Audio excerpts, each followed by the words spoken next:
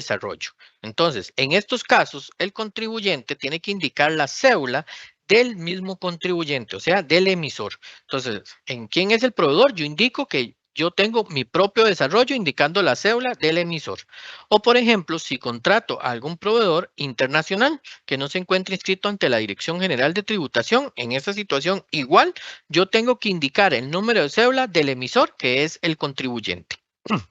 Aquí es importante tener claro algo, que es que aun cuando el Ministerio de Hacienda no exige utilizar otro sistema, que sea un desarrollo propio, que sea un desarrollo contratado, esto quiere decir, y la misma norma lo establece en el artículo 12 del Código Tributario, que dice que relaciones entre terceros no tienen por qué verse perjudicado el fisco, lo que quiere decir que el contribuyente, depende de la opción que opte, tiene que ser responsable al momento de optar esta decisión.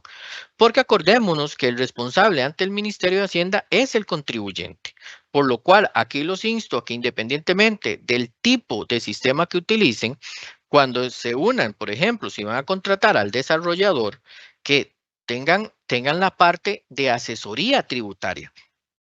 ¿Por qué? Porque tenemos muchos campos, muchas condiciones que ustedes como contribuyentes son los que tienen que indicarle a sus desarrolladores cómo ustedes van a manejar la factura electrónica, en cuáles casos ustedes las mercancías que están vendiendo son exentas, en cuáles casos las mercancías que ustedes venden son no sujetas. Entonces, todo este tipo de situaciones o cuáles son las, por ejemplo, las políticas internas que manejan de descuentos.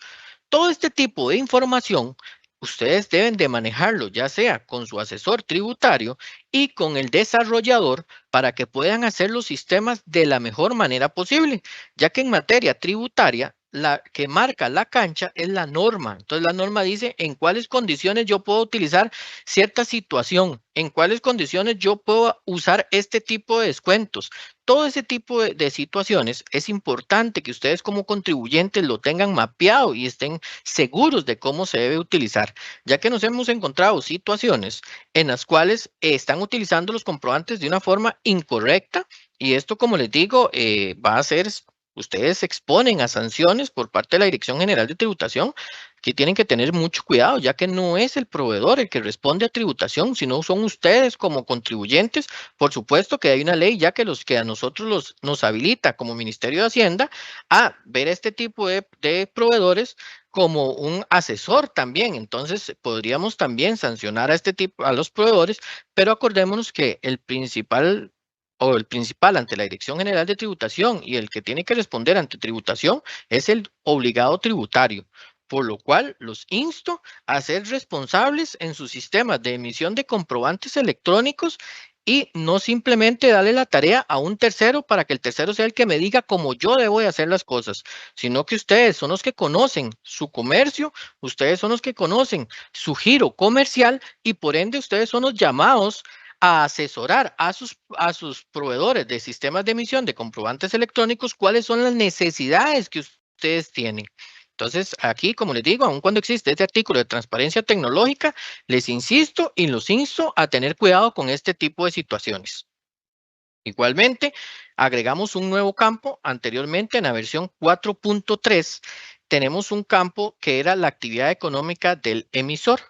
En la 4.4 venimos y le agregamos la actividad económica del receptor.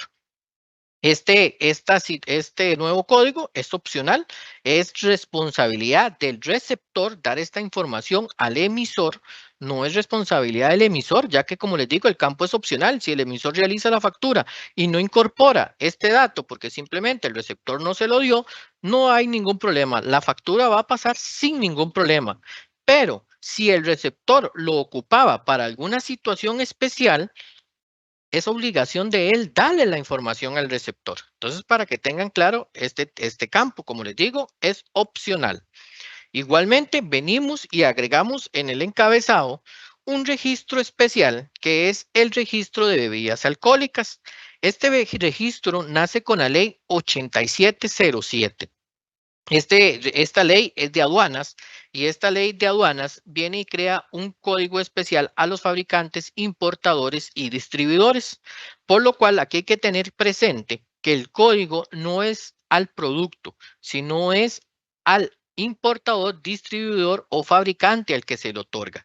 Entonces, cuando yo vendo una bebida alcohólica, tengo que tener cuidado siempre de indicar o llenar este campo, por cuanto aun cuando la factura no va a ser rechazada, esas facturas van a tener una marca para posteriores controles. Entonces, evitémonos todo este tipo de situaciones que nos pueden acarrear multas ante el Ministerio de Hacienda, teniendo cuidado con esta situación. Igualmente, agregamos otro campo que se llama condición de la venta. Este es uno de los campos que les indiqué anteriormente cuando estábamos hablando del campo de identificación no domiciliado, que les dije que se agregaban campos para poder controlar que este tipo de identificación no lo utilizaran de forma indiscriminada. Uno de estos campos está en condición de la venta. Este campo ya existía en la estructura como tal, la condición de la venta ya estaba, aquí donde el contribuyente indicaba si era crédito, si era contado, todo este tipo de información la indicaba en esta condición. Ahora agregamos un nuevo código que es venta de mercancías no nacionalizadas. Lo que quiere decir que para yo poder utilizar el tipo de identificación de no domiciliado, tengo que indicar en el tipo de condición de la venta que la venta es una mercancía no nacionalizada, lo que se conoce en materia tributaria como ventas sucesivas. Entonces, es importante tenerlo claro porque si yo utilizo el comprobante electrónico como no domiciliado, pero si no marco esa característica especial, como le digo, se puede ver acreditado a sanciones. Igualmente, también un campo que ya existía, pero lo estamos modificando, es el campo de plazo de crédito.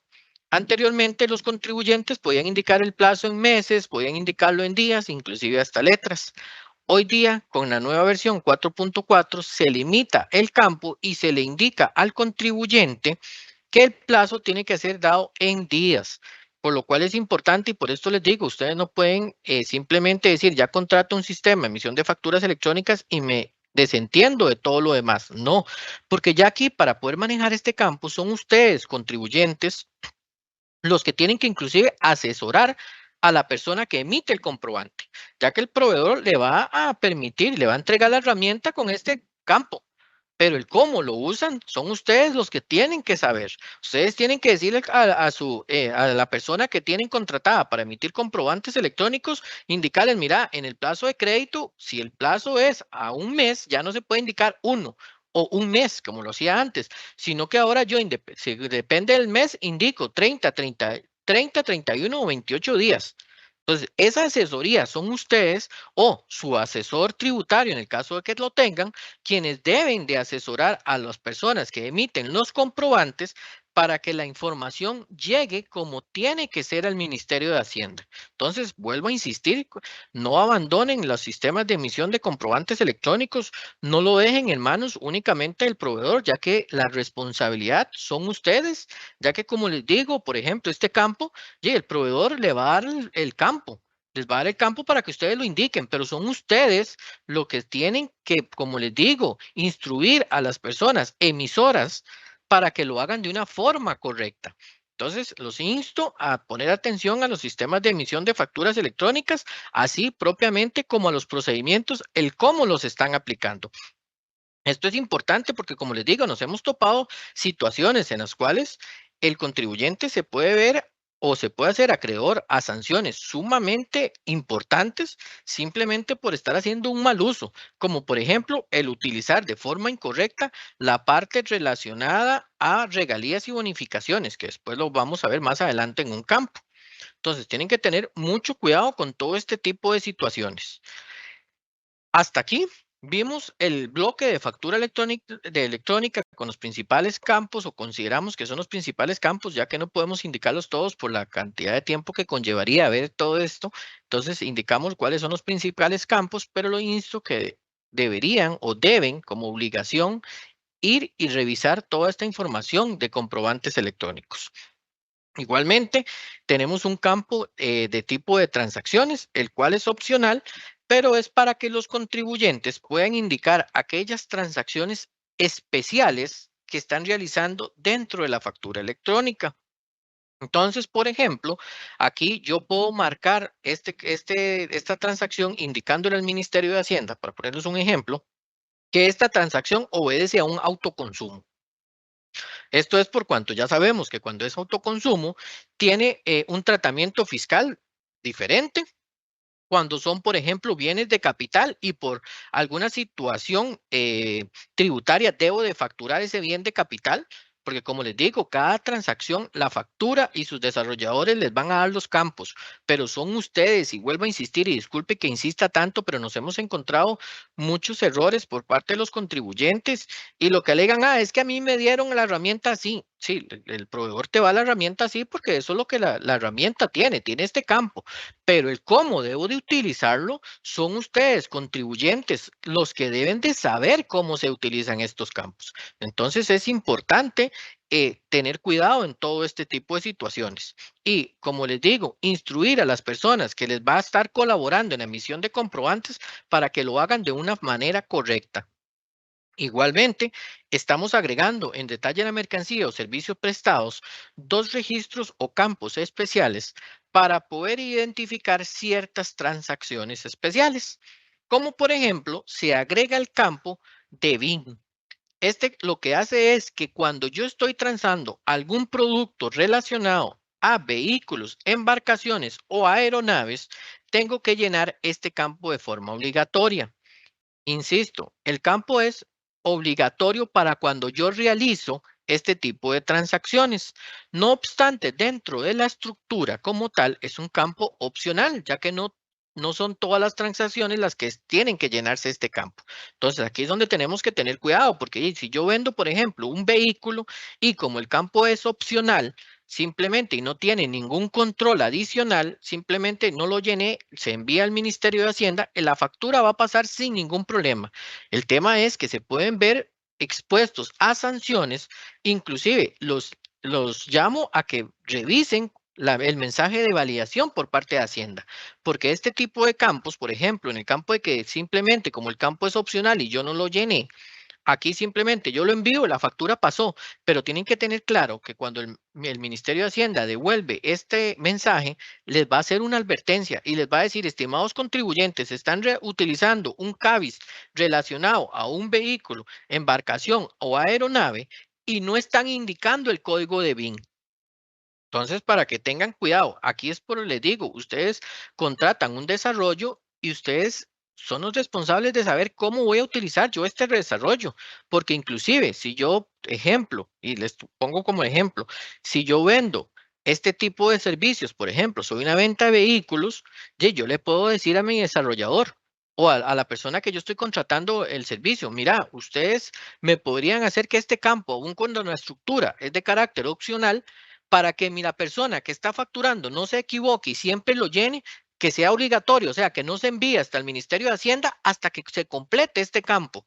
O inclusive, si ya se identificaron los CABIS, que diga, ok, si es este CABIS, este campo para fines de la herramienta sea obligatorio. Entonces, todo ese tipo de cosas es lo que yo estoy insistiendo, que ustedes como contribuyentes tienen que tener esa relación estrecha con sus proveedores, porque ustedes son los que dictan la pauta de lo que quieren en su desarrollo o en su sistema, en el caso que se lo permita el desarrollador. O si el desarrollador, por ejemplo, le indica, no, mira, es que no puedo convertirlo en desarrollo porque el desarrollo es estándar, por ejemplo, y es el mismo para todos. Entonces, son ustedes los llamados a tener cuidado en este campo. Entonces, decirle a las personas que están emitiendo, acuérdense, en cada vez que realizan la venta de un vehículo, tienen que llenarme este campo. Pero ya ustedes por lo menos saben cómo se va a manejar el campo, que eso es lo que estoy insistiendo, contribuyentes, porque acordémonos, esto lleva sanciones y las sanciones son hacia ustedes como contribuyentes. Ustedes son los principales responsables. Por ejemplo, no puede ser posible que uno como funcionario tributario o algún funcionario tributario lleguen de ustedes, algún comercio, haga consultas sobre la herramienta, sobre este campo, sobre este otro campo y no sepan. O sea, yo no sé, tengo que llamar al proveedor, el proveedor es el que sabe. No, eso no es correcto. Les insto a que no tengan esa práctica, porque esa práctica, como les digo, puede ser peligrosa y les puede acarrear muchas sanciones. Inclusive el simple hecho de estar emitiendo facturas no autorizadas por Hacienda, acordémonos que la primera sanción son 2 salarios base, pero posteriormente en una reincidencia es hasta el cierre del negocio por 5 días, por lo cual es un tema bastante importante que ustedes sepan el cómo estamos manejando la herramienta, ya que como les digo, el responsable son ustedes ante tributación. Igualmente, como campos especiales y para continuar, agregamos un campo denominado registro de medicamentos. Este campo es importante indicar que se agregó desde la estructura 4.3 y esto fue un tema de urgencia país por la importancia y lo que estaba sucediendo con los medicamentos. Entonces, fue sumamente importante empezar a controlarlo lo antes posible. Entonces, se agregó en la estructura 4.3 a partir del 1 de enero del 2025. Aquí también, contribuyentes, es importante tener claro lo siguiente, y es qué considera el Ministerio de Hacienda como medicamentos para llenar este campo específico. Y para esto tenemos que tener claro tres situaciones. La primera es que, como bien lo dice el campo, tiene que ser un medicamento. La segunda, que este medicamento sea de consumo humano. Por lo cual, si es para consumo animal, no es necesario llenar el campo. Y el tercer requisito fundamental es que posea el producto un registro por parte del Ministerio de Salud. Y hago esta aclaración por cuanto hay contribuyentes que tienen la venta de medicinas naturales. Pero hay medicinas naturales que cumplen con estas tres características, por lo cual deben de completar este campo. Entonces, vuelvo a repetir, independientemente del tipo de medicina, si es farmacéutica o es natural, mientras cumpla con las tres características que le estoy indicando ahorita, que es que sea un medicamento, volvemos a repetir, que sea un medicamento, que sea de consumo humano y que tenga un registro por parte del Ministerio de Salud, es de carácter obligatorio completar este campo. Otro campo importante que se está agregando es el campo de descuentos, regalías y bonificaciones. Bueno, no se está agregando, ya existía, sino lo que hacemos es que lo venimos y lo regulamos de una mejor manera, por lo cual es importante que el contribuyente tenga claro, primero, qué se considera un descuento por el Ministerio de Hacienda. Acordémonos que todo no es un descuento. El Ministerio de Hacienda ya establece unas reglas de qué es un descuento. Entonces, no es cualquier cosa, no es que simplemente llega un contribuyente, llega un cliente y yo le digo, me cayó bien, voy a hacerle un descuento. No, tengan cuidado. Ya el Ministerio de Hacienda establece cuáles son los descuentos. Pero adicionalmente, venimos y regulamos la parte de regalías y bonificaciones, que inclusive, por ejemplo, si yo estoy haciendo la regalía de un producto y ese producto yo lo estoy regalando, pero le estoy cobrando a mi cliente el impuesto, le hago una marca específica al sistema de comprobante electrónico para que el Ministerio de Hacienda sepa que ese IVA va a ser pagado por mi cliente. O si yo estoy regalando y el producto y además también el impuesto, o sea, es una regalía completa, igual yo le indico al Ministerio de Hacienda qué tipo de regalía es. Entonces es importante y los llamo para que revisen todos los tipos de regalías y descuentos que el Ministerio de Hacienda establece en el documento o en las notas propiamente del documento, anexos y estructuras. Y aquí, para aquellos contribuyentes que tienen ya las políticas bien establecidas de descuentos, revisen estas políticas de acuerdo a lo que ya establece el Ministerio de Hacienda. Otro campo importante que se agrega es el campo de desglose de surtido. Aquí pongan mucha atención porque miras que hemos encontrado muchas situaciones, inclusive hasta en redes sociales, personas que han explicado este campo y lo han explicado de forma incorrecta, por lo cual ha llevado a contribuyentes a cometer o lo va a llevar a cometer errores dentro de su desarrollo o dentro de lo que le van a solicitar a sus proveedores. Entonces, por ejemplo, aquí tenemos que primero tener claro un tema. Y es, ¿qué considera el Ministerio de Hacienda un combo o un surtido? Entonces, con base a esto ya se nos debe levantar una alerta. Quiere decir entonces que ahora vamos a tener qué significa un combo o un surtido para fines tributarios y qué significa un combo o un surtido para fines comerciales. ¿Y cuál sería la diferencia? Para fines comerciales, por ejemplo, cuando uno va a algún lugar de comidas, por ejemplo, venden combos. Entonces, yo puedo ir, no sé, a una soda, adquiero un combo que tiene, como muchos ejemplos he visto en redes sociales, que tiene papas y tiene pollo. Eso no es el combo o surtido que el Ministerio de Hacienda está estableciendo. El combo o surtido que el Ministerio de Hacienda está estableciendo, tenemos que definirlo desde dos puntos. para poder saber si es un combo o un surtido. Entonces, un contribuyente o yo como contribuyente realizo combos y surtidos. Entonces, yo lo que primero tengo que hacer es, ¿esto es un combo o un surtido para fines tributarios? Tengo que aplicar dos consultas para poder saberlo y depende de la respuesta, ¿es un combo o no? Entonces, la primera consulta que yo debo hacer es, ¿este combo o surtido viene desde la fábrica, el distribuidor o el importador? Porque la norma dice que los combos o surtidos tienen que venir desde la fábrica, el importador o el distribuidor. Es el primer punto relevante. ¿Qué quiere decir? Que si un contribuyente en su comercio tiene mucho inventario de dos productos, por ejemplo, y quiere venderlos más baratos, entonces muchos lo que hacen es que puede ser, lo incluyen en una bolsa, le ponen un nudito y lo venden como lo que llaman comercialmente un combo o simplemente le ponen cinta y ese es un combo, pero para fines comerciales. ¿Qué quiere decir? Que cuando lo vayan a facturar, tienen que facturar cada uno de esos productos por separado y aplicar el descuento que quieren hacer. Eso es como se debe hacer, pero para fines tributarios no, para fines tributarios ya vimos que eso lo hizo usted ahí en su negocio, pero para fines tributarios o el que establece el Ministerio de Hacienda es el que viene desde el distribuidor, importador y fabricante. Y adicional, uno de los puntos más importantes es que para el Ministerio de Hacienda este combo o surtido se considera como un producto por sí solo, independientemente de los componentes del mismo. ¿Y a qué me refiero? Para eso el Ministerio de Hacienda estableció que los combos o surtidos tienen que tener su propio SKU o código GTIN, lo que quiere decir que, por ejemplo, si un importador, distribuidor o fabricante tiene mucho de dos productos que quiera sacar, entonces va a realizar un combo, un surtido, lo primero que tiene que hacer, por ejemplo, es sacarlo del inventario, darlos de baja. ¿Y por qué? Porque ya esos productos van a desaparecer. Ahora va a aparecer un nuevo producto que yo conformé por medio de esos dos componentes. Entonces es importante, entonces ya vimos cuáles son las características que el Ministerio de Hacienda establece para que sea considerado combo o surtido y las vuelvo a repetir. Y disculpen que en esta presentación he sido muy repetitivo, pero me interesa que estos temas les quede muy claro, ya que están sacando el tiempito para escucharnos, el cual se lo agradecemos, por lo menos que les quede bien claro el cómo se está conceptualizando tributación, para que cuando vean publicaciones, no los enreden y ustedes digan, no, ya yo voy a la charla al Ministerio de Hacienda y yo ya sé realmente cuál es un combo o un surtido. Y el Ministerio de Hacienda dice que para que sea combo o surtido, tiene que venir desde la fábrica, el distribuidor o el importador. Y además tiene que tener su propio SKU o código GTIN. Y para aclarar, un SKU o un código GTIN es una numeración que identifica de forma única a un producto dentro del inventario de un contribuyente.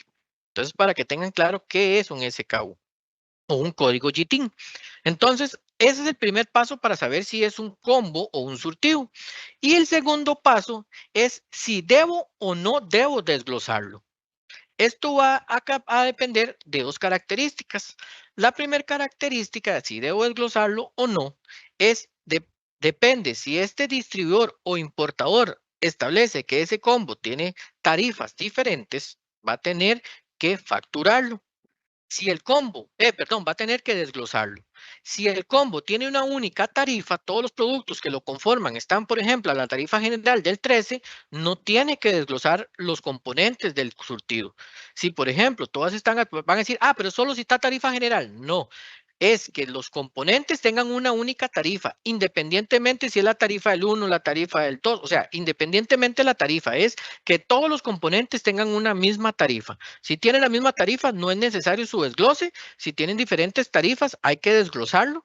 Aquí también hay que tener presente que en el momento que la industria, el fabricante o el importador lo desglose porque tiene diferentes tarifas, el desglose se va a mantener durante toda la cadena de distribución hasta el consumidor final. Entonces, es importante que tengan eso presente.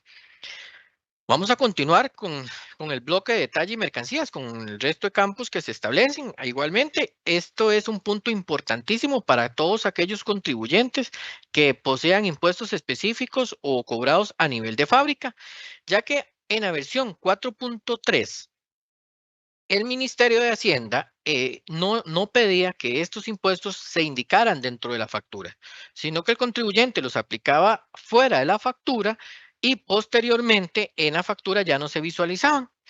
Hoy, con la versión 4.3, el Ministerio de Hacienda ya establece todos los campos necesarios para que la persona que vende productos con impuestos específicos o cobrados a nivel de fábrica los indique dentro de la misma factura. Entonces, para que lo tengan presente, porque es muy importante esto. Asimismo, también es importante que sepan que el apartado de impuestos se convierte en carácter obligatorio. Anteriormente, con la versión 4.3 era opcional. Con esta nueva versión se convierte en carácter obligatorio, lo que quiere decir que el Ministerio de Hacienda realiza una serie de codificación, por ejemplo, cuando el producto está exento, cuando el producto está no sujeto, y aquí es importantísimo y vuelvo a insistir que ustedes asesoren o se asesoren de su contador o de su asesor tributario como tal, de si yo, pues, si yo no, yo desconozco, por ejemplo, qué significa no sujeto. Primero, la ley ya establece cuáles son los sujetos y establece características especiales a los no sujetos, como por ejemplo, viene e indica que hay transacciones no sujetas que dan derecho a crédito pleno, que hay transacciones no sujetas que no dan derecho a crédito pleno. Entonces, todas esas diferencias yo tengo que ya conocerlas dentro de mi comercio. Entonces, esta nueva versión les está exigiendo a ustedes como contribuyentes, tienen que saber qué es lo que ustedes están vendiendo y cómo lo están vendiendo. Porque, por ejemplo, si lo que estoy haciendo son ventas no sujetas, se solicitan que ustedes marquen qué tipo de venta no sujeta es. Si es no sujeta con derecho a crédito, pleno o no sujeta sin derecho a crédito pleno. Entonces, vea la importancia que ya ustedes por lo menos repasen la ley del IVA, el reglamento del IVA, lo que establece el Ministerio de Hacienda ya propiamente, de que es un no sujetos que los envía a la ley del IVA para que ustedes puedan conocer toda esta información. Igualmente, en el apartado de campos de exoneración, este apartado viene y se realiza una codificación de las instituciones y además, para que sepan, digamos, si yo estoy haciendo una exoneración relacionada a una ley, se exige que tenga que indicarse la ley, el artículo y el inciso. Esta información, por supuesto, que el que me la va a dar es el receptor de esa factura. Él es el que conoce bajo qué ley él está exento, qué artículo y qué inciso. Entonces, esto es responsabilidad del receptor que está comprando exonerado, saber esta información para poder dársela a ustedes, ya que acordémonos que también la norma tributaria exige al emisor tener el respaldo de esa exoneración. Entonces, es importante tener claro esto. Asimismo, se agregó un campo que se llama impuestos asumidos por el emisor. Este campo tiene una relación con el campo que vimos anteriormente de regalías y bonificaciones, ya que, por ejemplo, si yo le indico al Ministerio de Hacienda que el impuesto yo lo voy a asumir, entonces, ¿qué es lo que yo hago? Lo calculo dentro de la factura, pero en total, en la parte de detalle, mercancía y servicio prestado, yo le indico al Ministerio de Hacienda que yo estoy asumiendo ese monto. Entonces, el mismo monto que calculé, lo traslado a este campo. Hasta aquí, ya vimos lo que es entonces el encabezado, el detalle de la mercancía o servicio prestado, y ahora vamos a ver cómo viene compuesto la parte de totales y resúmenes para la nueva versión 4.4. Aquí es importante saber que estaba trayendo mucho problema los campos de tipo de moneda identificación. Aquí también los llamo, estimados contribuyentes, a tener cuidado el cómo yo estoy facturando, ya que en revisiones que hemos hecho de control nos hemos dado cuenta que muchos contribuyentes, yo sé que no es el caso de ninguno de los que está escuchando esta charla, pero porque como la están escuchando, yo sé que son responsables y quieren manejar de una manera responsable su negocio. Yo sé que no es el caso de ustedes, pero sí nos hemos encontrado con contribuyentes, por ejemplo, que indican que están vendiendo en dólar americano, pero ponen tipo de cambio 1, por ejemplo, ponen tipo de cambio 2. Y acordémonos que la ley establece que cuando yo estoy vendiendo en X moneda, por ejemplo, la moneda dólar americano, tengo que indicar el tipo de cambio de venta del Banco Central de Costa Rica. Entonces, aquí es importantísimo y por eso los insto a tener esa relación estrecha con sus proveedores de emisión de factura electrónica, ya que ustedes pueden hablar con su desarrollador y ver qué posibilidades hay, por ejemplo, de que este campo se llene de forma automática o que este campo le dé una alerta a la persona que está emitiendo la factura, por ejemplo. Todo este tipo de situaciones, ustedes pueden tenerla con su proveedor, tener una relación estrecha con el proveedor. Hay contribuyentes que inclusive uno le pregunta quién es su proveedor y se queda pensando, ¿cómo es que se llama? porque ni tan siquiera el nombre se acuerdan. No, no. Acordémonos, esto es como el contador, un proveedor de emisión de facturas electrónicas, es la misma relación estrecha que ustedes tienen con un contador, es exactamente lo mismo. Ustedes tienen que tener esta relación estrecha para poder tener este sistema de emisión de comprobantes electrónicos de la mejor manera posible. O inclusive, si yo tengo un asesor, decirle al asesor, mira, ocupo que usted se hable con el proveedor y le explique cuáles son las situaciones especiales que nosotros tenemos en este negocio, para que él sepa o qué posibilidades hay de tenerlas controladas en el facturador antes de, por ejemplo, enviarlo al Ministerio de Hacienda. Entonces, todo ese tipo de cosas es importante que lo sepan. Entonces, para continuar, aquí tenemos entonces que el tipo de moneda y tipo de cambio, el Ministerio de Hacienda viene y lo convierte en carácter obligatorio. Entonces, aquí hay que tener presente tres escenarios. El primer escenario es que cuando yo facturo en colones, tengo que indicar como tipo de cambio 1. Cuando facturo en dólares americanos, como les indiqué anteriormente, tengo que indicar que el tipo de cambio es el tipo de cambio de venta del Banco Central de Costa Rica. Y cuando vendo en cualquier otra moneda, tipo de moneda, tengo que indicar que el tipo de cambio es con respecto al colón. Entonces ya vimos que es de carácter obligatorio y ya el Ministerio de Hacienda estableció cuáles son la forma de llenar estos campos. Igualmente, compañeros y contribuyentes, igualmente hay que tener presente que también en totales y resúmenes venimos y lo codificamos de una mejor manera. Esto por cuanto hemos tenido contribuyentes que tienen mucha confusión entre las unidades de medida versus si es una mercancía o si es un servicio. Entonces, teníamos situaciones en las que había contribuyentes que se les rechazaba la factura y los contribuyentes se molestaban y era porque el sistema les indicaba que no estaba indicando cuánto era el monto de mercancías y había indicado una unidad de medida relacionada a mercancías. Entonces, lo que estamos haciendo en esta nueva versión es que estamos realizando esta revisión con respecto al CABIS, ya que como bien ustedes deben de conocer, el CABIS es el Código de Bienes y Servicios que utiliza el Ministerio de Hacienda para identificar los productos que se comercializan en Costa Rica. Entonces, por ejemplo, cuando yo agarro el catálogo de CABIS, si yo lo visualizo de, por ejemplo, del 1, de la primera categoría 0 a la categoría 4, viene relacionado a servicios. Y de la categoría 5 a la categoría 9 viene desarrollado para bienes. Entonces es importante conocerlo. Por ejemplo, si yo vendo un servicio, ya tengo que saber que lo que yo ando buscando viene desde la categoría 0 a la categoría 4, que son los servicios. Pero si es una mercancía, entonces yo ignoro la categoría 0 a la 4 y me enfoco en la categoría 5 a la 9. Y ahí voy viendo los diferentes puntos que me da el Ministerio de Hacienda para identificar cuál es el CABIS específico para mi bien. Entonces, con base a esto, venimos y regulamos de una mejor manera entonces para tener controlado si lo que están indicando en la factura es una mercancía o es un servicio.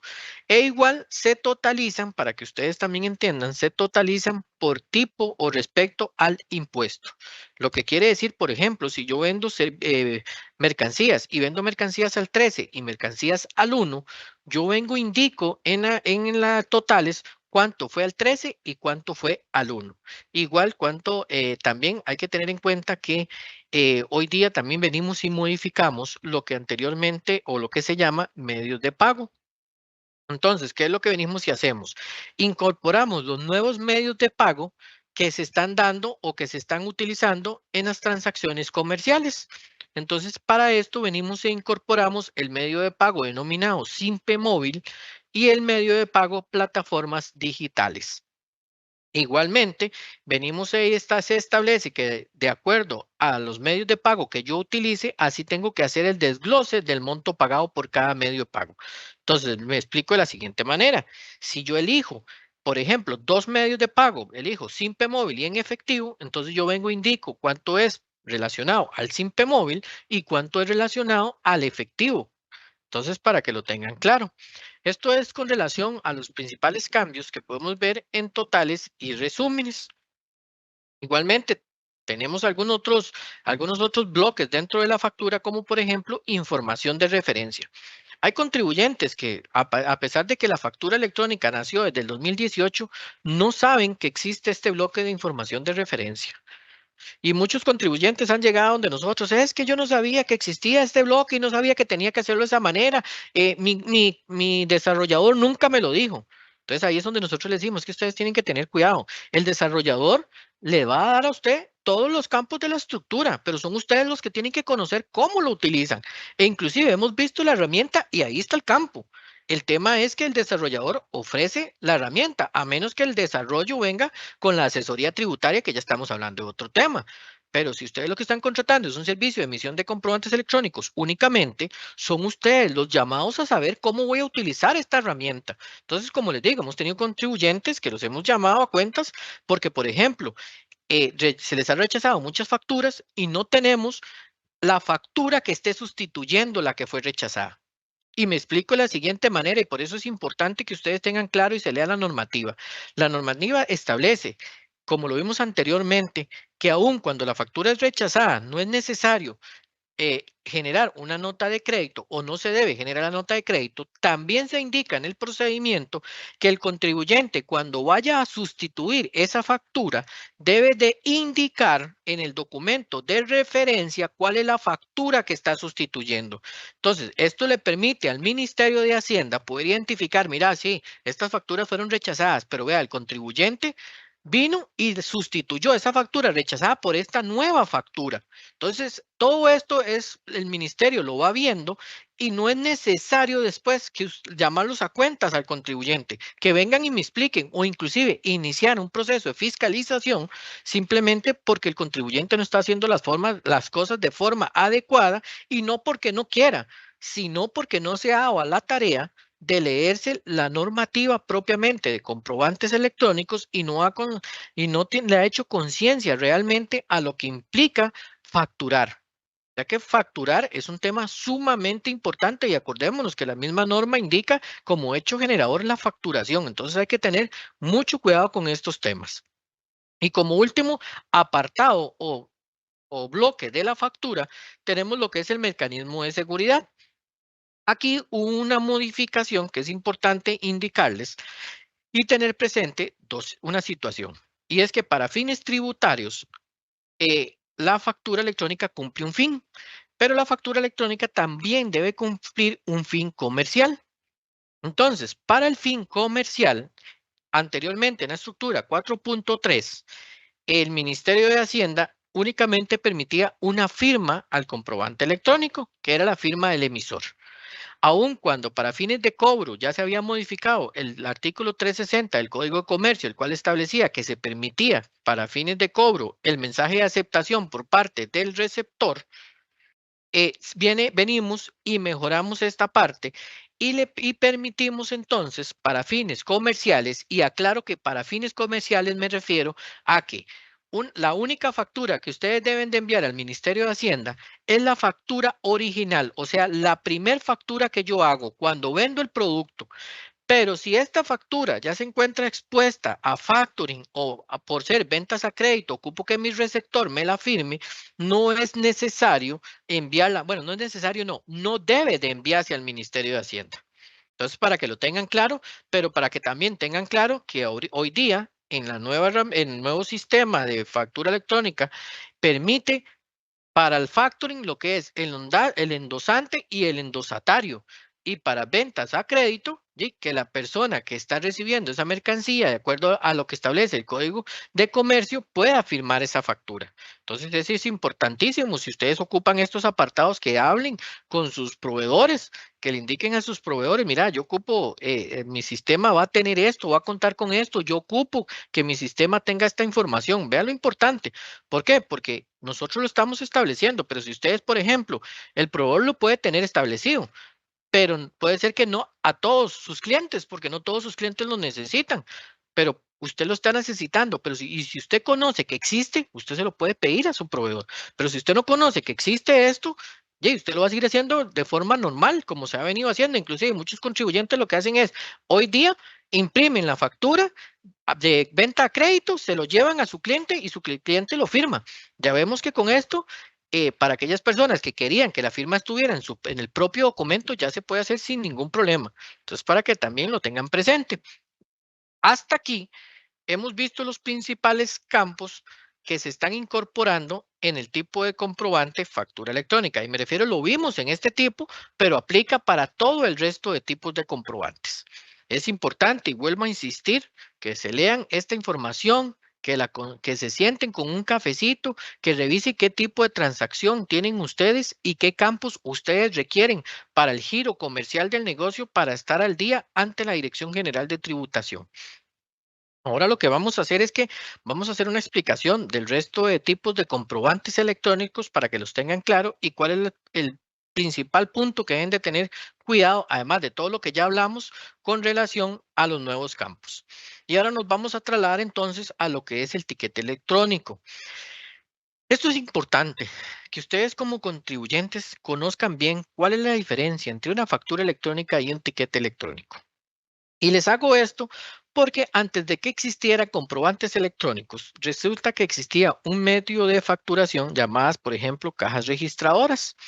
Entonces, si yo poseía este medio de facturación y un contribuyente me compraba un producto el cual requería una garantía, el contribuyente tenía que irse a plataforma donde tenían la parte de servicio y ahí le confeccionaban la factura para fines de garantía.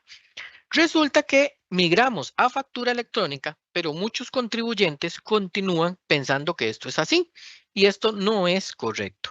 Entonces, hay que tener cuidado, hay que tener presente, anteriormente vimos que las facturas electrónicas cumplen un fin tributario y un fin comercial. Entonces, tenemos que tener claro que para fines tributarios, la diferencia entre la factura y el tiquete electrónico es meramente tributario. ¿Qué quiere decir esto? Que para fines comerciales, la factura electrónica y el tiquete electrónico tienen exactamente la misma validez, ya que el ministerio, como les digo, es conceptualizado para fines tributarios y como lo vimos anteriormente, la factura electrónica era entre transacciones B2B, entre contribuyentes para el respaldo de ingresos y gastos, por lo cual no puedo tener dentro de mi contabilidad para respaldo de créditos o gastos un tiquete electrónico. Y ahora vemos que etiquete electrónico es al contrario. El tiquete electrónico debe de darse para transacciones B2C. ¿Qué quiere decir? Entre un contribuyente y un consumidor final. Aquí tenemos que conocer muy bien esto y lo que les dije anteriormente, la estructura es la misma para todos. La diferencia radica en que algunos campos son opcionales y en otros campos es obligatorio. Y opcional significa que va a depender, por ejemplo, la gran diferencia entre la factura electrónica y el tiquete electrónico es que en el tiquete electrónico la identificación del receptor es opcional. Y esto es porque es para consumidor final. Entonces, si yo voy y compro, salgo de trabajar, quiero comerme un helado, hoy me compro un helado, y no es necesario que darle mi identificación. No, no, no, no quiero dar mi identificación, como muchos contribuyentes, muchos consumidores finales dicen. Entonces, no es necesario poner la identificación. Pero, ¿qué pasaría si en lugar de un helado yo salgo de mi trabajo y voy y compro un televisor? Ya la situación o la transacción que yo como consumidor final estoy revisando es diferente, ya no es un helado, es un televisor, por lo cual yo ocupo respaldar que ese comprobante, ¿para qué? Para fines de garantía. Entonces, ¿qué tengo que hacer yo?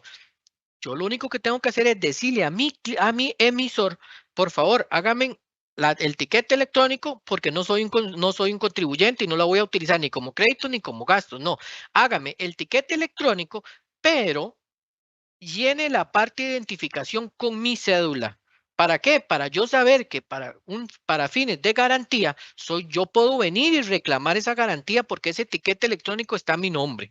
Hemos tenido situaciones en las cuales hay contribuyentes que nos dicen, no, es que yo resulta que cuando me pasa esa situación y ocupan para garantía, voy y le hago una factura porque el tiquete electrónico no permite poner los datos del receptor. No, y yo le digo, no, no es cierto, eso no es correcto.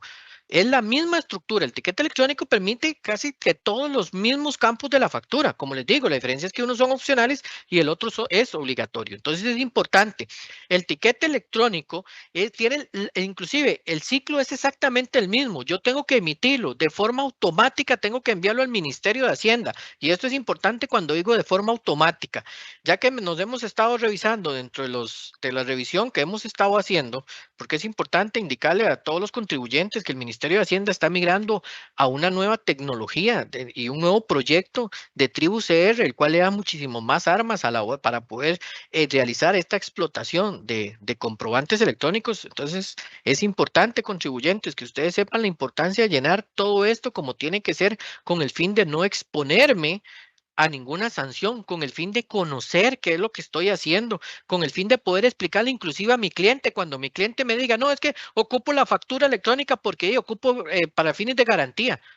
No, que ustedes le expliquen, mira, para que usted sepa, para fines comerciales y para fines de garantía, tiene la misma validez la factura electrónica como el tiquete electrónico. La diferencia es que la factura es para contribuyentes. Yo a usted no le puedo hacer una factura, usted no es contribuyente. Y el Ministerio de Hacienda estableció que la factura es cuando usted va a hacer acreditarse un gasto o un crédito deducible. Para el caso suyo es un fin de garantía. Por ende, es el tiquete electrónico. Entonces, para que ustedes como contribuyentes lo tengan presente, que el tiquete electrónico es simplemente la diferencia entre la factura y el tiquete, es simplemente un fin tributario, ya que no es lo mismo aplicar controles a contribuyente que aplicar controles a personas que no son contribuyentes. Una vez hecha esta explicación, y espero que lo tengan ya muy claro ese tema, es importante también indicar que en el tipo de tiquete de comprobante electrónico denominado tiquete electrónico, anteriormente vimos que en la factura electrónica se puede utilizar el tipo de identificación denominado no domiciliado. Ahora aquí en el tiquete electrónico podemos observar que también la podemos utilizar en el tipo de identificación tiquete electrónico, pero aquí va a ser diferente su uso. ¿Por qué? Porque como lo vimos, y vuelvo a repetir, en la factura electrónica se utiliza cuando yo estoy realizando la venta de una mercancía no nacionalizada. Pero en tiquete electrónico se utiliza totalmente distinto. En el tiquete electrónico se utiliza cuando yo le estoy haciendo la venta a un extranjero que llega a mi local, ya sea, por ejemplo, yo tengo una venta de souvenir, entonces llega a mi local, me compra ciertos souvenir y me solicita que por favor estén los datos de identificación de él en el tiquete electrónico. Entonces, en este caso, yo vengo, le hago el tiquete electrónico, cuando me voy a tipo de identificación, indico esta identificación no domiciliado, lo que quiere decir que para fines tributarios ese campo viene y se amplía. Se amplía a 20 posiciones y alfanumérico. Entonces yo ahí puedo poner ya la cédula del contribuyente, perdón, el pasaporte del contribuyente, la cédula que él tiene en su país de origen o cualquier otro o documento que él requiera indicar ahí. Entonces, es importante tener esto presente porque vamos a ver que este tipo de no domiciliado se puede utilizar en en varios comprobantes electrónicos, pero para diferentes transacciones. Por eso es importante que uno diga, ah, mira, es que ahora hay un nuevo tipo de cédula denominado no domiciliado. Y si a usted, ahora sí, lo puedo utilizar en cualquier comprobante, ¿no? Que ya ustedes tengan claro y ustedes digan, no, mira, si usted está haciendo una factura y el producto no está nacionalizado, puede usarlo en la factura electrónica. Si usted lo está haciendo en un tiquete electrónico, lo puede utilizar para ventas a extranjeros. Y aquí aclaro algo para que a los contribuyentes tengan claro. Anteriormente o con la versión vigente 4.3, cuando yo le iba a facturar a un extranjero y ocupaba poner la identificación del extranjero, se habilitaba un campo adicional que se llamaba identificación extranjero, que se encontraba aparte de la identificación normal. Ahora, con la estructura 4.4 desaparece este campo de identificación de extranjero y ahora yo ya le puedo facturar en el mismo apartado de identificación a un extranjero utilizando esta cédula de no domiciliado. Entonces, para que lo tengan presente. Entonces, ya con esto vimos las diferentes o la diferencia entre una factura, un tiquete y el principal cambio que deben de tener presente con un campo nuevo denominado no domiciliado. Ahora vamos a ver otro tipo de comprobante denominado factura electrónica de compra. La factura electrónica de compra ya existía o ya existe desde la versión 4.3. Lo que estamos haciendo en la versión 4.4 es que estamos ampliando el uso de este tipo de comprobante. Anteriormente, se utilizaba únicamente cuando el contribuyente que se encuentra inscrito en un régimen general, por lo cual requiere que todos sus gastos estén en comprobantes electrónicos, específicamente factura electrónica, le compraba a alguien que se encontraba en un régimen especial, que como vimos anteriormente no estaban en obligación de emitir comprobantes electrónicos, pero resulta que esta persona que estaba en el régimen especial no estaba obligado, pero además tampoco optó por el rol de emisor receptor no confirmante, sino que simplemente no emite comprobantes autorizados. Entonces, y yo soy contribuyente y tengo la necesidad de comprarle a ese cliente en específico. Entonces, ¿qué es lo que yo voy a hacer? La norma específica de estos regímenes dice que no están obligados a emitir comprobantes electrónicos, pero que si un contribuyente me solicita a mí un documento para poder generar la respectiva comprobante electrónico, yo estoy en obligación, yo que estoy en un régimen especial, a dar en ese comprobante todos los datos necesarios para emitir el comprobante electrónico. Entonces, el cliente o la persona receptora puede llegar a su negocio y convertir esa factura en papel que le dio un régimen tradicional a una factura electrónica de compra.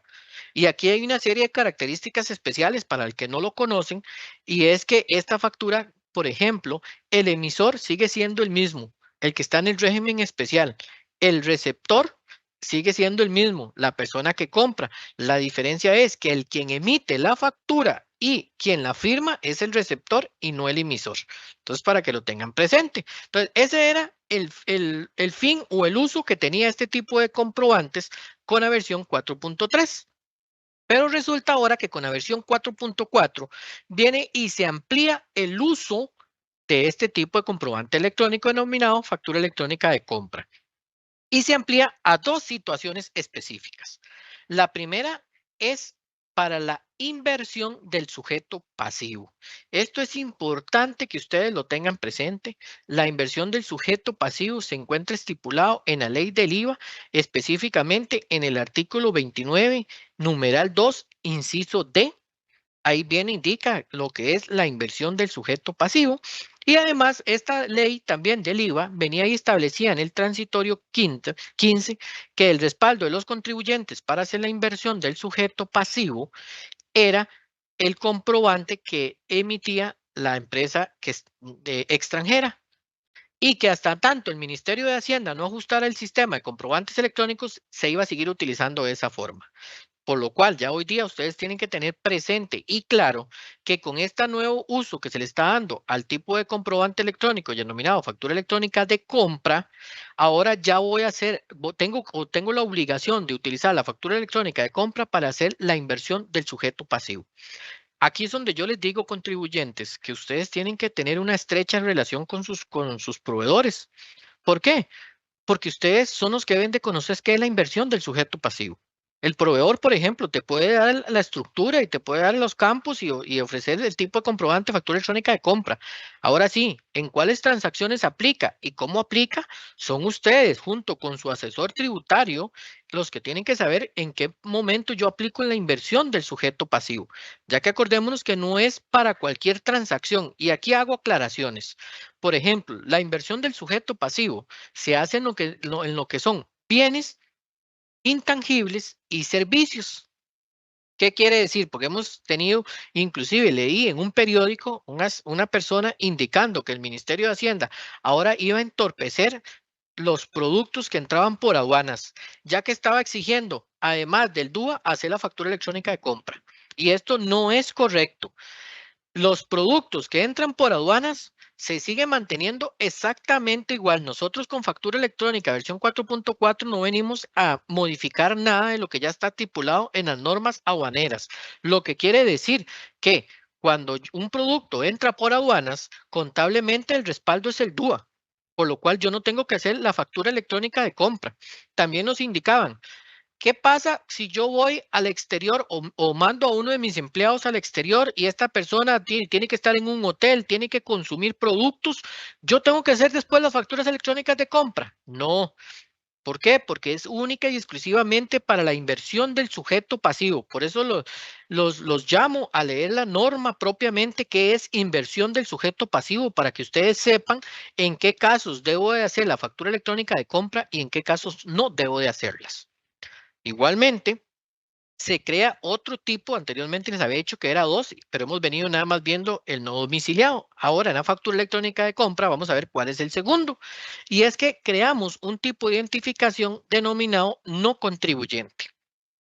Ahora sí, se crea este tipo de identificación no contribuyente, pero no es que yo pueda utilizarlo indiscriminadamente y en cualquier transacción que yo quiera. El Ministerio de Hacienda estableció un único uso para este tipo de identificación. Primero es que únicamente se va a permitir en la factura electrónica de compra.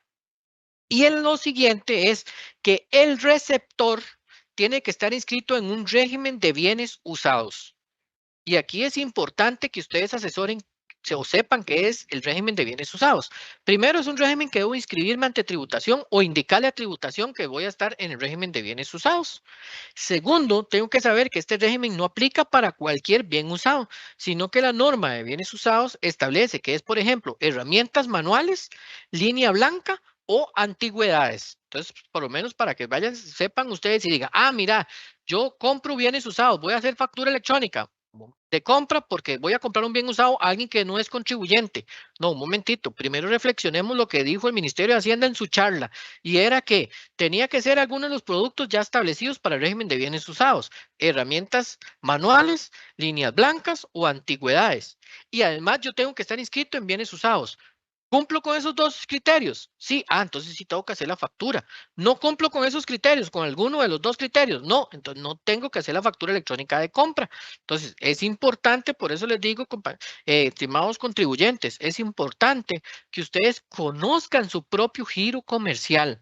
Porque verás qué triste que es cuando hay contribuyentes que se exponen a sanciones bastante altas y nos llegan al Ministerio de Hacienda y simplemente lo que nos dicen es, yo no sabía que eso era así. Yo no sabía que existía eso. Yey, es complicado porque ante el Ministerio de Hacienda, el que responde es el contribuyente, independientemente de que él diga que no es su culpa, que él no sabía.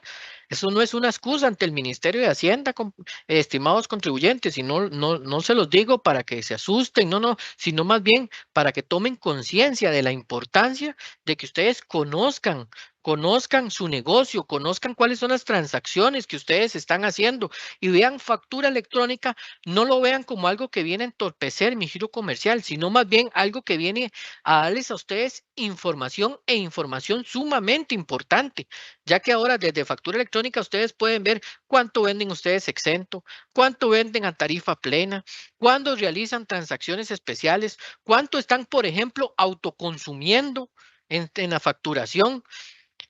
¿Cuánto están le están comprando a extranjeros para la inversión del sujeto pasivo? ¿Cuál de mis actividades económicas, por ejemplo, está vendiendo más? ¿Cuál es más rentable? ¿A cuál actividad económica realizo yo más compras? O sea, una serie de información tan relevante e importante. Por eso aquí es importante que ustedes vean factura electrónica como una herramienta que inclusive viene a apoyarles a ustedes financieramente en todo este tipo de situaciones. Ya no simplemente estoy con los ojos cerrados y para poder saber cuánto estoy vendiendo a contado, a crédito, por ejemplo, y tengo que contratar a alguien o a pagarle adicional al contador para que me venga y me haga todos estos desgloses. No, ya tenemos en factura electrónica toda esta información y ya hay sistemas que automáticamente les puede brindar a ustedes esta información. Entonces, véanlo, estimados contribuyentes, vean la factura electrónica como una herramienta que los viene a apoyar a ustedes en su negocio. Entonces, vamos a seguir con la explicación. Entonces, ya vimos que factura electrónica en cuáles dos situaciones lo podemos utilizar y además, igual, este apartado de documento de referencia es importante que ustedes lo revisen en todos los tipos de comprobantes electrónicos, ya que en ciertas situaciones se convierte en carácter obligatorio.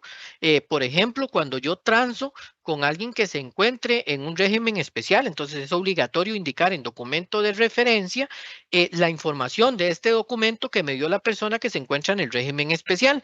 Esto es importante porque muchas personas pueden decir, ¿para qué voy a dar yo esa información? Y eso es importantísimo, ya que, por ejemplo, si yo le compro a alguien que está en un régimen especial, no sé, el día 31, pero yo hago la factura hasta el primero, yo tengo que indicarle al Ministerio de Hacienda, tengo que indicarle que el hecho generador surgió en el mes que acaba de terminar y no en el mes que está iniciando. Entonces, son una serie de situaciones importantes que ustedes le indican al Ministerio de Hacienda para que posteriormente no se vean no se vean expuestos a sanciones.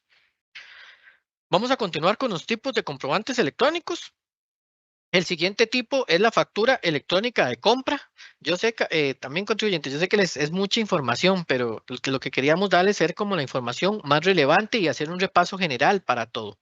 Entonces vamos a continuar con lo que es la factura electrónica de compra, que como bien el mismo nombre lo dice, es cuando yo realizo exportaciones, perdón, factura electrónica de compra, factura electrónica de exportación. Como el mismo nombre lo dice, es para cuando realizo exportaciones, ya sea de bienes o de servicios. En uno de los puntos más importantes que hemos querido mostrarles al día de hoy a ustedes para que vean la importancia de conocer la estructura, es que en este también yo voy a utilizar la figura del no domiciliado. Y esto se debe a que estamos desapareciendo, como les dije anteriormente, el campo que se llamaba identificación de extranjero.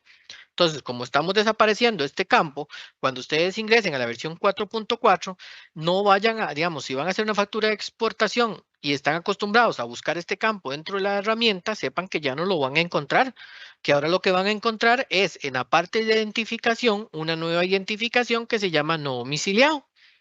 Asimismo, también dentro de la factura de exportación estamos cambiando o dándole mucha relevancia, no solamente para este campo, sino para muchos otros campos de relevancia a lo que es el CABIS, ya que como les indiqué anteriormente, también teníamos muchos problemas con contribuyentes porque, por ejemplo, estaban realizando un servicio que era una factura de exportación porque el servicio se estaba dando en el exterior e indicaban una unidad de medida relacionada a un producto. Entonces, lo mismo que estaba pasando con el resto de comprobantes. Se le estaba rechazando, se le hacía la advertencia.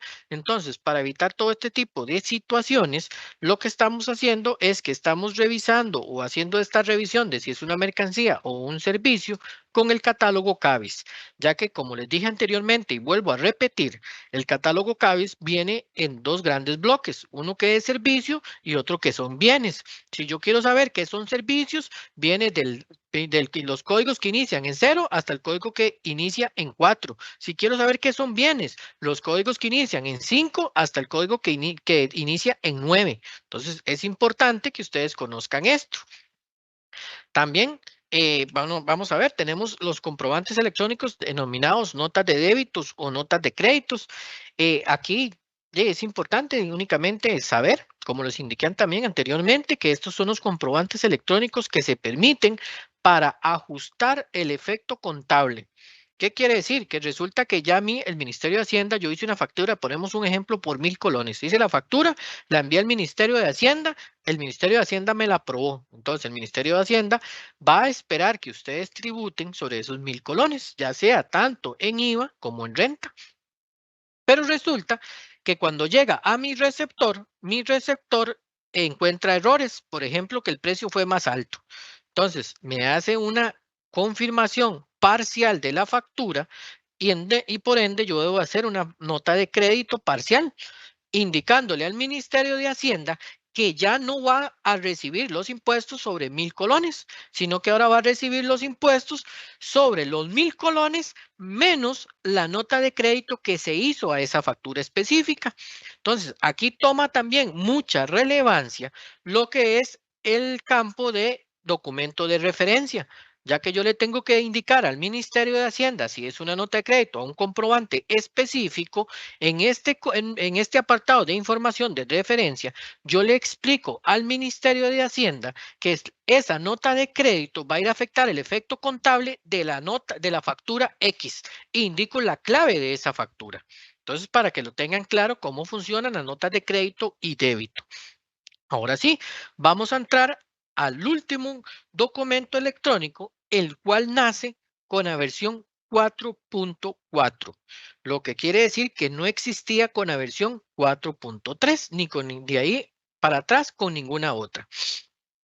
El recibo electrónico de pago también es importantísimo o saber, conocer en primera mano cuáles son los usos que el Ministerio de Hacienda le está dando a este tipo de comprobante, ya que no es para cualquier pago que me hacen mis clientes que yo debo de hacerlo. Entonces, muchos contribuyentes están pensando que el recibo electrónico de pago aplica para cualquier pago que me vengan y me realicen, y eso no es correcto.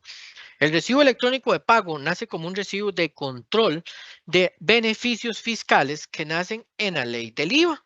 Entonces, vamos a ver que el Ministerio de Hacienda establece para el recibo electrónico de pago su uso específicamente en dos situaciones.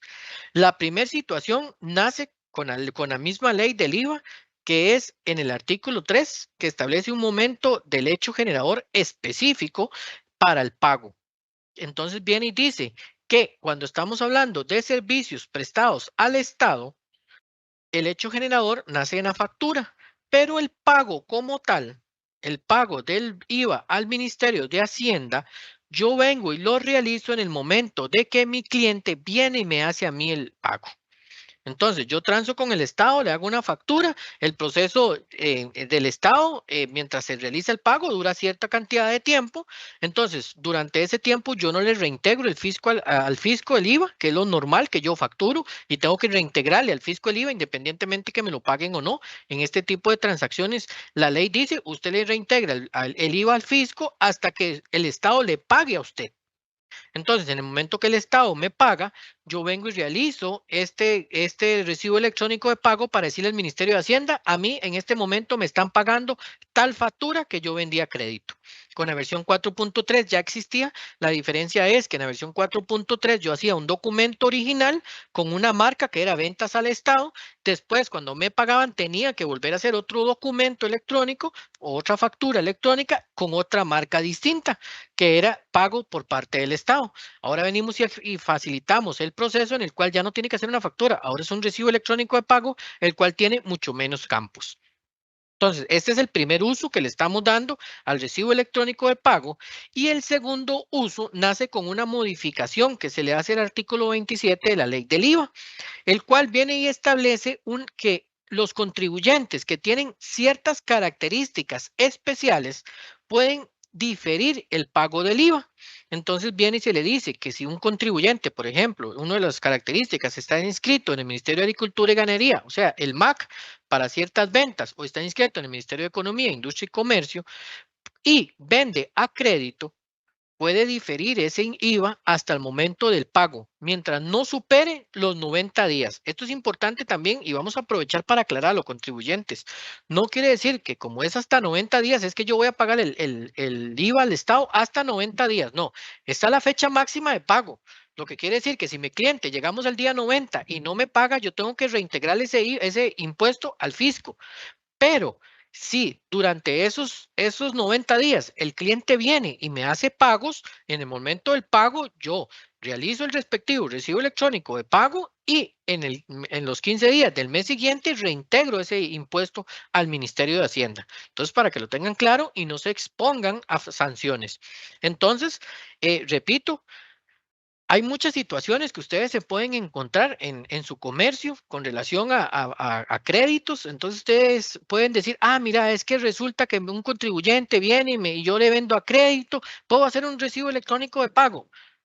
No se compliquen. Acuérdense de esta exposición, de esta charla que acabamos de darle y ustedes decir, ah, bueno, el Ministerio de Hacienda dijo que aplica únicamente en dos situaciones, servicios prestados al Estado, y aclaro, servicios, no productos, servicios prestados al Estado, y cuando la venta es a crédito a 90 días, pero yo cumplo unas características especiales. Entonces voy a revisar el artículo 27 a ver cuáles son esas características, a ver si puedo tener este beneficio fiscal. Entonces es importante que manejen esto de una forma correcta. Entonces, cualquier duda que ustedes tengan, lo resuelven con estos dos puntos. ¿Cuáles son las únicas dos situaciones en las cuales el Ministerio de Hacienda me permite utilizar el recibo electrónico de pago? Entonces, contribuyentes, hasta aquí ya hicimos un repaso general del tema relacionado a comprobantes electrónicos, ya que ya vimos que era la factura electrónica, ya vimos la normativa que regula la factura electrónica, vimos cuáles eran los roles en los cuales ustedes se tenían que inscribir ante el Ministerio de Hacienda, vimos cuáles eran los tipos de comprobantes electrónicos, cuáles eran sus usos, cuáles eran los campos específicos que nacen con esta nueva reforma denominada versión 4.4. Ahora es importante también ver qué establece el Ministerio de Hacienda como mecanismos de contingencia. Esto por cuanto nos hemos dado cuenta que de las personas que hemos recibido nosotros como grupo de comprobantes electrónicos, el 90% de los contribuyentes no conocen cuáles son los mecanismos de seguridad, perdón, los mecanismos de contingencia que establece el Ministerio de Hacienda. Entonces, es importante como para finalizar, hacer un repaso a estos mecanismos. Entonces, aquí podemos observar que el Ministerio de Hacienda establece específicamente tres mecanismos de seguridad, perdón, mecanismos de contingencia. El primer mecanismo de contingencia es lo que se llama planes de contingencia y de continuidad del negocio. ¿Qué quiere decir eso? Por ejemplo, si yo tengo los recursos y puedo comprar una planta para en los casos de que se vaya la luz en Grecia, funciona la planta y con esto pueda seguir facturando, utilizando factura electrónica, eso sería un plan de contingencia y de continuidad del negocio. Y es importante indicar que estos mecanismos de seguridad lo que vienen a hacer es evitar la sanción al contribuyente estipular en el artículo 85 y 86 que ya vimos anteriormente. Adicional, evitar que el contribuyente utilice mecanismos de contingencia que no son los establecidos propiamente por tributación. Entonces es importante que lo tengamos claro. Para los otros dos mecanismos de contingencia que establece el Ministerio de Hacienda, hay que establecer también que en el momento que yo realizo una facturación, yo le realizo una marca a esta factura en un campo denominado situación del comprobante electrónico. Y les indico, porque como les digo, hay contribuyentes que no saben ni que existe este campo de situación de comprobante electrónico, el cual viene codificado con tres códigos específicos. Y se los explico antes de ver estos otros dos mecanismos de contingencia. Y es que la factura electrónica, yo puedo indicarle al Ministerio de Hacienda que esa factura electrónica está hecha, por ejemplo, de forma normal, lo que quiere decir que la factura yo la hago y de forma inmediata la estoy remitiendo a la Dirección General de Tributación. Yo puedo indicarle al Ministerio de Hacienda que yo lo que estoy haciendo con esa factura electrónica es sustituyendo una factura que fue emitida en contingencia, que es la segunda que llamamos comprobantes preimpresos, que ya lo vamos a ver. Y la tercera es una situación que se llama sin Internet, el cual yo le digo al Ministerio de Hacienda que yo estoy emitiendo facturas electrónicas, pero no tengo internet y mi sistema me permite seguir utilizando la herramienta de emisión de facturación, o yo tengo internet, pero por ejemplo el sistema del Ministerio de Hacienda se cayó. Entonces, con el fin de no caer en una contingencia de preimpresos, por ejemplo, yo marco el comprobante en esta situación y esto me va a llegar a la segunda método de contingencia que se llama fuera de servicio. Y ya entonces yo lo marco que no tengo internet y estas marcas, la segunda y la tercera, la primera que es sustituyo un comprobante preimpreso y la segunda sin internet, funcionan de la siguiente manera. Como les dije anteriormente, existe una sanción por no entregar comprobantes autorizados por el Ministerio de Hacienda en el mismo acto de compraventa y prestación del servicio. Por lo cual, si yo no puedo utilizar mi sistema de emisión, yo tengo que dar un comprobante a los contribuyentes. Entonces, ¿qué es lo que sucede? Que si yo tengo estas situaciones, pero no pongo la marca, por ejemplo, yo tengo la situación de que no tengo internet, no pongo esta marca, envío el comprobante al Ministerio de Hacienda y no tiene la marca, el Ministerio de Hacienda le hace una marca a esa factura para fines de control y le va a devolver en la validación y le va a indicar que esa factura fue emitida al Ministerio de Hacienda de forma extemporánea. Aquí también es importante aclarar que pues, sucede mucho, hay muchos contribuyentes que no se han dado cuenta, pero las facturas tienen que tener cuidado porque la factura se emite y de forma inmediata debe estar enviada a tributación. Si ustedes revisan los comprobantes y tienen que son emitidos de forma extemporánea, si es su propio sistema, tienen que revisarlo.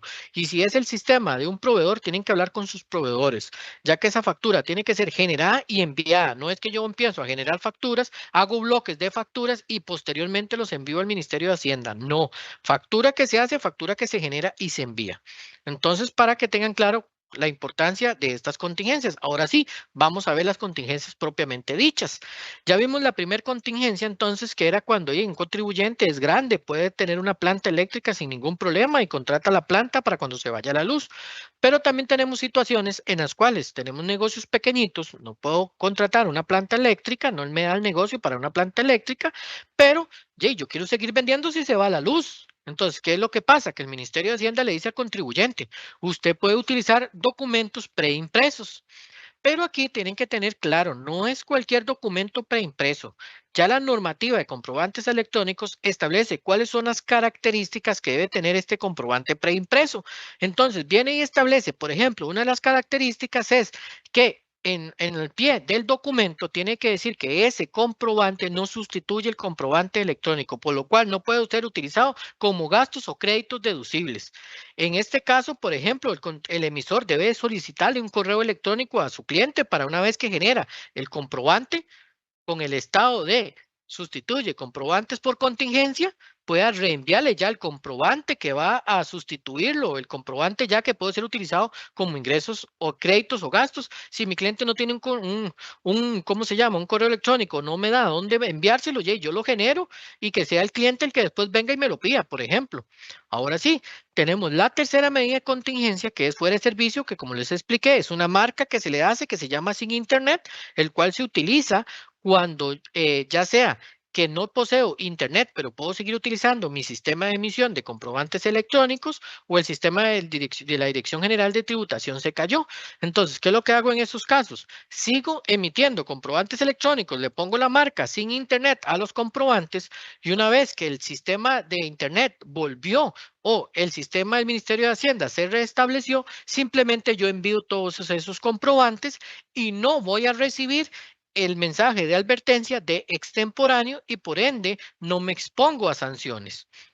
Hasta aquí, estimados contribuyentes, es la charla del día de hoy, lo que quería explicarles y que ustedes tuvieran claro.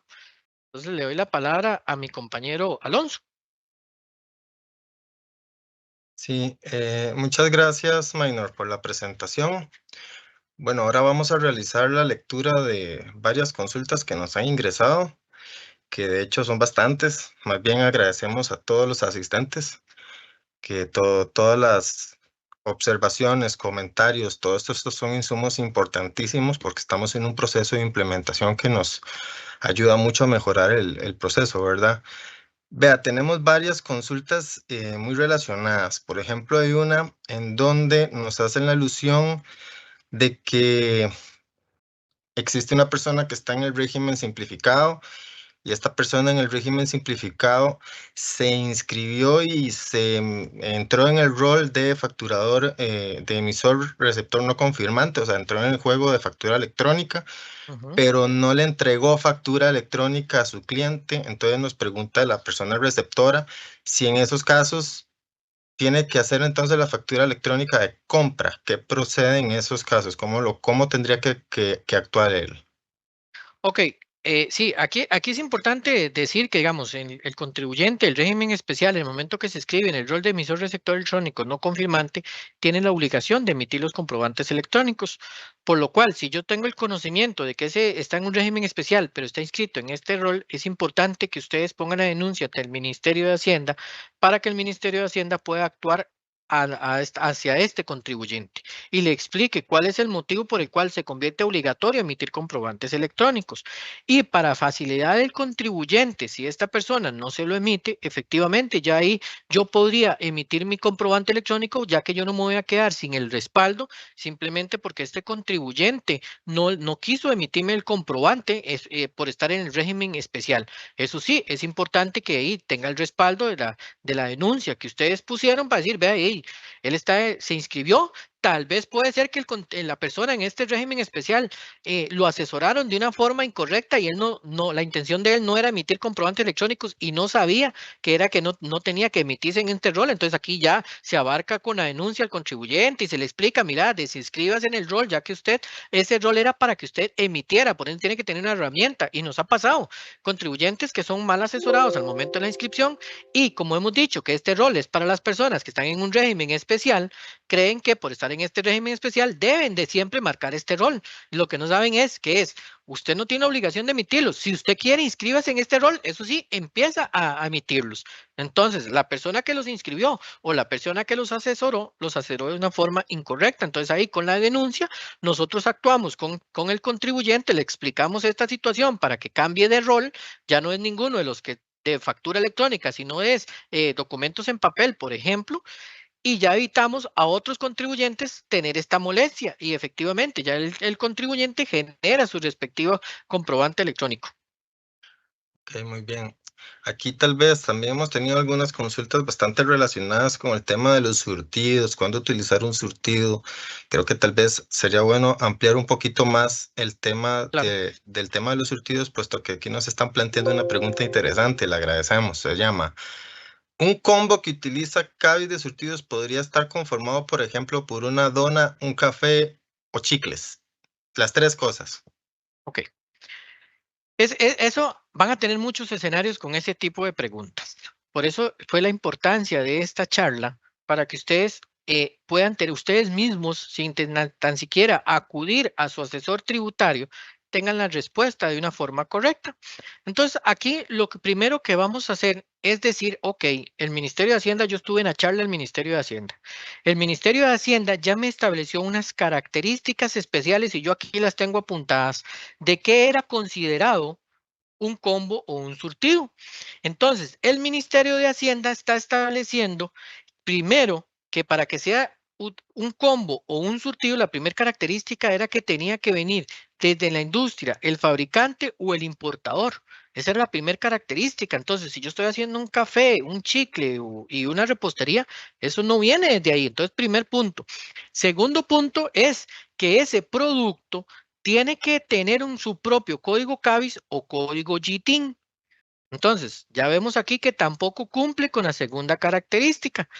Entonces, con solo ver estos dos puntos, porque adicional, existe ya que el Ministerio de Hacienda ya indica cuáles, en este momento tenemos 3 códigos CABIS para lo que son combos o surtidos, que en este caso tenemos que es para higiene personal, productos de limpieza y alimentos. Entonces uno dice, bueno, cumple con la parte de alimentos, pero no cumplió con estos otros 2 requisitos. Entonces, es importante, por eso les indicaba dentro de la charla que es importante porque van a tener un montón de situaciones como estas. Entonces, con solamente yo hacerme esas 2 preguntas, ya uno diría, ah, bueno, no, mira, porque el café está hecho aquí, entonces no viene ni de la industria, ni el fabricante, de ninguno de estos, y tampoco va a tener su propio SKU o código GTIN. Entonces, ¿qué es esto? Esto simplemente es que el contribuyente o el emisor de ese comprobante como parte del mercadeo ofrece que al vender 3 productos los va a conseguir más baratos. Entonces, ¿qué es lo que yo hago? Los facturo en líneas separadas aplicando el descuento que yo quiera aplicar. Entonces yo digo, yo por ejemplo, yo emisor, dueño del negocio, yo digo, mira, voy a hacerle un 10% de descuento viendo las políticas de descuento, porque como les dije anteriormente, no es simplemente decir voy a de la noche a la mañana, voy a hacer el descuento y lo voy a aplicar hoy y a esta persona específica, por ejemplo. No, no, hay toda una serie de características para cumplir con la parte de descuentos, pero digamos que cumple con todo lo tributario. Entonces yo digo, ok, para venderlo de una forma más fácil y sea más atractivo a mis clientes, yo voy a decir que si usted me compra el café, me compra la repostería y además el chicle para quitarse el mal sabor del café, y le voy a hacer un 10% de descuento. Entonces, ¿qué es lo que yo hago? Facturo línea por línea y aplico el 10% de descuento a cada uno de esos productos. Esa es la forma correcta de facturar ese tipo de combos, llamémoslo así, que es lo que indicamos anteriormente, la diferencia entre un combo para fines tributarios y un combo para fines comerciales. Muy bien. También sería importante repasar un momentito los dos temas o los dos tipos de escenarios o de condiciones en las que se puede emitir un recibo electrónico de pago. Hay que repasar un poquito ese tema. Sería bueno retomar nada más los dos escenarios porque hay como confusión de que si son solo servicios, en el caso del Estado, si soy un pyme, le doy servicios al Estado o si un gran Perfecto. contribuyente puede emitir un recibo electrónico de pago. ¿Cuál es el escenario en que un gran contribuyente podría emitir un recibo electrónico de pago? Perfecto, muy buenas preguntas y efectivamente son las dudas que tenemos ante la Dirección General de Tributación día a día con relación a este tipo de campos. Y aquí es importante aclarar algo. Por eso les digo que es importante que vayan y revisen cuáles son los requisitos que establecen, porque ya dijimos que el recibo electrónico de pago era utilizado únicamente en dos escenarios. Primero, servicios prestados al Estado. Entonces, no son mercancías, son servicios. Y aquí ya no importa, por eso es también importante que vayan y se lean la ley del IVA, porque ya aquí no interesa si yo estoy en un pyme, si soy grande, si soy pequeño, no, simplemente son los servicios prestados al Estado. Entonces, si es un servicio prestado al Estado, yo iré a leer la norma a ver si existe alguna restricción que diga que yo no puedo hacerlo.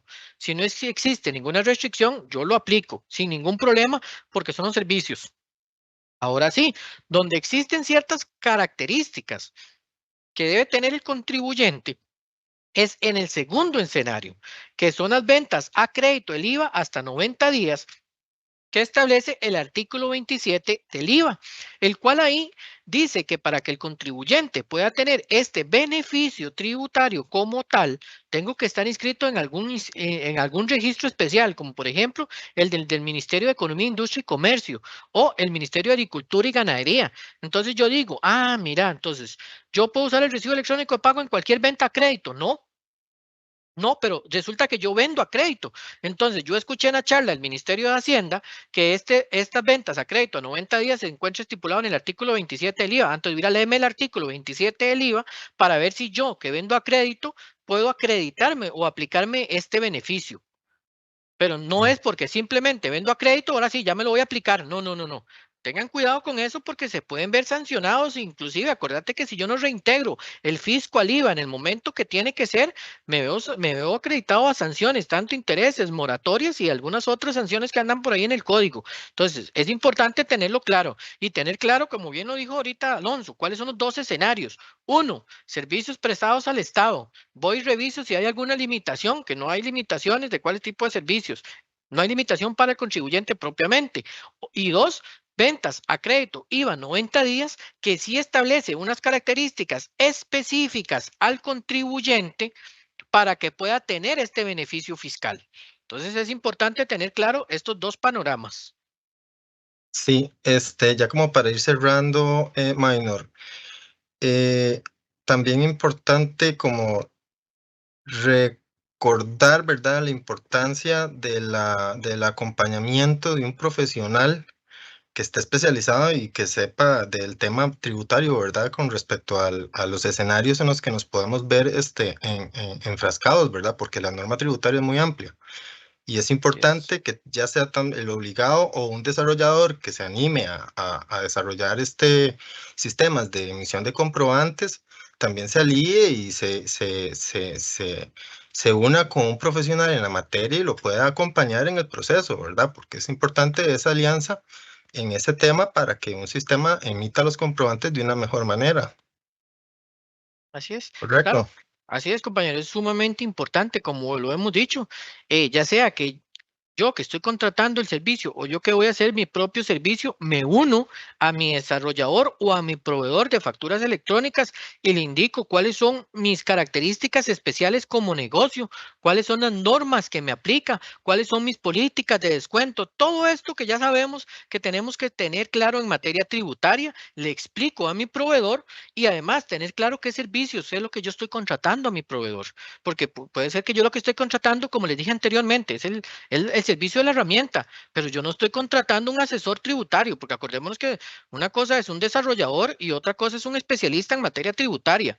Entonces, yo puedo estar contratando una herramienta, pero no el especialista en materia tributaria. Entonces, ahí es importante que ustedes tengan claro esto porque tenemos muchos contribuyentes que llegan, como les digo, lamentablemente, ya se están siendo sancionados y dicen, no, pero es que mi proveedor de factura electrónica no me dice. Nosotros les decimos, pero es que hombre, ustedes tienen que hacerse responsables de la situación. ¿Por qué? Porque ustedes están contratando a un proveedor que ofrece una herramienta que cumple con todo lo que dice Hacienda, pero este proveedor no es asesor tributario o no tiene el conocimiento en materia tributaria para poderles decir, mira, ustedes están usando la factura mal. No, él les da la factura. Como les he dicho yo a los clientes, que me llegan y me indican un montón de situaciones y yo les digo, no, la herramienta, ahí está el campo. Ahora sí, ¿cómo lo usan? Son ustedes los que tienen que conocer su negocio para saber cómo deben de utilizarlo. Entonces, otra vez, así como lo dice don Alonso, los llamo nuevamente a tener esta conciencia tributaria de que, mira, tienen razón el Ministerio de Hacienda. Igual sucede cuando yo les digo a ustedes que tenemos contribuyentes que vienen y nos piden a nosotros todos los respaldos contables porque no los tienen. Simplemente se enojaron con el desarrollador ya les quitó el acceso a la herramienta porque fue lo que les contrataron y entonces están peleando porque no les dan los comprobantes. Y nosotros que les decimos es, eso es responsabilidad de ustedes. Revisen contractualmente qué fue lo que ustedes contrataron, porque puede ser que ustedes contrataron el sistema de emisión de comprobantes electrónicos, pero nunca contrataron el sistema de almacenamiento de estos comprobantes electrónicos. Entonces, los insto nuevamente a ser responsables en sus comercios o negocios, a tener claro todo este tipo de situaciones y si no lo tenían claro, vayan y revisen. Ah, mira, si es cierto lo que él está diciendo, voy a ir a revisar mi contrato con mi proveedor a ver cómo estoy en este tema, porque entonces yo tengo que tener con mi proveedor una política y de cada cuánto me va a dar los comprobantes para yo almacenarlos, o si lo genero inmediatamente, ¿cómo lo vamos a manejar? Todo eso ustedes tienen que tenerlo claro con sus proveedores. ¿Para qué? Para que ustedes no se vean en problemas ante el Ministerio de Hacienda. Y si se ven ante el Ministerio de Hacienda en problemas, sí, ustedes puedan también acudir a otras instancias judiciales y el mal servicio. Pero tener respaldo de toda esta situación que hemos estado hablando, porque sí, nos hemos encontrado hasta el día de hoy casi que el 90% de contribuyentes que dejan todo en manos de la herramienta que contratan y tienen que tener claro, si ustedes no tienen claro que lo que están contratando es una herramienta y no un asesor tributario, pueden tener problemas. Si ustedes no tienen claro que lo que están contratando es una herramienta y no el almacenamiento de estos comprobantes, se pueden ver en problemas, porque como les dije anteriormente, Jay, yo y usted rompemos relaciones, usted me contrató a mí la herramienta, simplemente le quito la herramienta. Punto. Sí, ¿Por qué? es Porque usted a mí no me contrató el espacio para guardar los comprobantes. Eso era su correcto. responsabilidad. Muy bien. Nada más un pequeño comercial. Ticofactura con 44, 1 de septiembre, ¿correcto? Correcto, Alonso. Ahí nos estamos viendo entonces con Ticofactura a partir del 1 de septiembre. Bueno, ya para ir cerrando, si gustas, Maynor, me ayudas, eso, adelante. Recordarles que para efectos de consultas generales, temas propiamente de procedimiento tributario y asistencia, tenemos los diferentes canales, tanto a nivel telefónico, que está el Centro de Información Tributaria en el 2539-4000. También tenemos la plataforma de info y asistencia con su chatbot, ¿verdad? A nivel de asistencia virtual. Y además tenemos también las plataformas de Travi y su respectivo chatbot para también este tipo de asistencia. No olvidar también que tenemos a nivel del portal tributario la plataforma de ayudas audiovisuales en donde precisamente esta charla la vamos a tener también a disposición con esta presentación para facilitar y poder facilitarle a los diferentes ciudadanos que tengan interés en esta información, puedan consultarla. Un dato adicional, ¿verdad? Para efectos técnicos, cuando ya tenemos algún tipo de errores técnicos o tenemos dudas propiamente con la implementación de la nueva versión, recordarles que tenemos también, el Ministerio de Hacienda tiene también a disposición el correo de factura ti@hacienda.go.cr. Cuando tenemos algún tipo de error en nuestro proceso y queremos ver en qué es que se está fallando y hay que corregir, se brinda la asistencia a partir de ese correo electrónico, más en esta etapa que tienen los procesos de los sistemas con la nueva versión que están en pruebas desde febrero. También tenemos a disposición los núcleos de asistencia fiscal. Tenemos la sede de San Pedro en el campus Rodrigo Facio de la Facultad de Ciencias Económicas de la Universidad de Costa Rica. Estamos también a través de la Universidad Fidelitas. Tenemos 3. Tenemos en el Parque de la Libertad. Tenemos en la Municipalidad de San Pablo de Heredia y de forma virtual también se tiene esta facilidad. La información de los núcleos también está disponible en el portal tributario. Adicionalmente, ¿verdad? Tenemos más núcleos de asistencia a través de la Universidad Estatal a Distancia en la sede de Jicaral. Además de la ULACIT, que también nos tiene el apoyo con un núcleo de asistencia fiscal en su sede en barrio Turnón. Y en la sede central de la Universidad de San Marcos también hay un núcleo de asistencia fiscal denominado NAF para mejor entendimiento. Y bueno, por supuesto, siempre, bueno, ahí está el enlace para el tema de los listados del NAF. Y Minor, no sé, agradecerles a ustedes la participación, la escucha de esta información. Sabemos que fue mucha información, pero es de interés nuestro poderles apoyar y poderles dar la mejor orientación de primera mano, de primera fuente, que escuchen la voz oficial. Entonces, estamos siempre a la orden a través de los canales de información y que tengan un excelente día. Muchas gracias.